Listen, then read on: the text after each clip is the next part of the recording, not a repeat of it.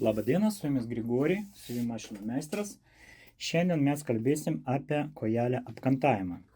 Mes turim tokią apkantavimo juostą, o tokią nupirkų juostą. Nupirkim parduotuvėje ir dabar mums reikia apkantuoti. Va šitokią kojelę. Su šitą kojelę galima apkantuoti bet kokią juostą praktiškai, nes va čia šito varžto pagalba jinai keičia plotį. Didesnė ar mažesnė. Ką mums reikia padaryti? Tiesiog sulankstyti šitą jau paruoštą juostą. Vieną kartą jinai sulankstyta, parsiduoda parduotuvėje. Ir įkišti va į šitą kojelę. Įkišam į kojelę ir reguliuojam tokiu būdu, kad ta juosta laisvai judėtų, bet kad nebūtų tokių didelių tarpų.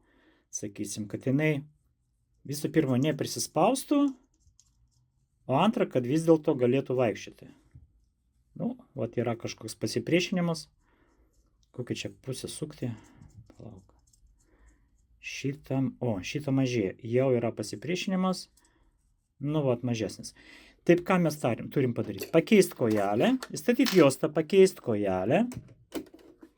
Ir dabar galim pradėti siūti paprastų dygsnių. Tai čia dygsnių juostos plotis reguliuojasi, o šitų varžtų reguliuojasi atstumas, kur bus peltakis, į kairę ir dešinę. Taip?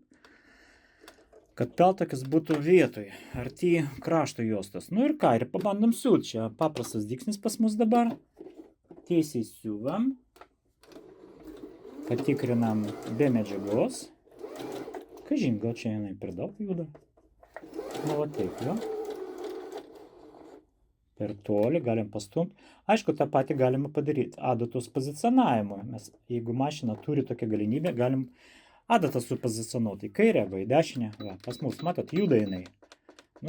Aš dabar jums parodysiu, kaip tai padaryti be adatos pozicionavimo su šitų varžtų pagalba. Gal jūs siūsit su paprasta mašina, kuri neturi to pozicionavimo. Nesvarbu. Čia per arti. Rimtai per arti. Spaudžiant ją. Kaip bus, tai bus. Va čia pakišam medžiagą. Va į šitą trapelę. Taip. Ir siūvam tiesiog.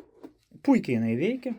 Kaip anksčiau mes stendus tokius darėm su pavyzdžiais, tai aš pats bandžiau tus stendus. Superiai veikia šitą kojelę, jokių problemų su ją nėra. Svarbu juostą kišti ir tarp jų, kad būtų ta medžiaga įdėta.